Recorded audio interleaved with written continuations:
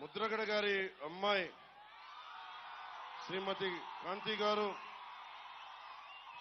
వారి అల్లుడు శ్రీ చందు గారు నాకు ఒకటే చెప్పారు ఈ రోజున.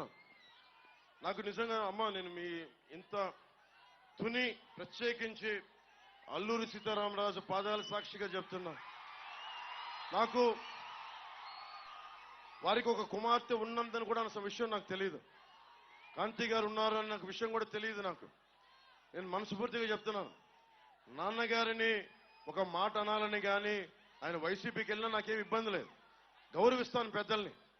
ఈ రోజున తుని సభ సాక్షిగా చెప్తున్నాను, కాంతి గారు జాయిన్ అవుతానంటే నేను ఒకటే మాట చెప్తున్నాను, నేను తండ్రికి కుటుంబానికి కూతురికి వేరు చేసే వ్యక్తిని కాదు. నేను మీ నాన్నగారికి నాకు ఎందుకంటే ఒక తండ్రి బాధ నేను అర్థం చేసుకోగలను, అలాగే తల్లి ఒక కూతురు బాధ్యత నేను అర్థం చేసుకోగలను. నేను మీకు మాట ఇస్తున్నాను, మీకు నేను గౌరవం ఇచ్చే బాధ్యత మీ వారికి మీ ఇద్దరికి. కానీ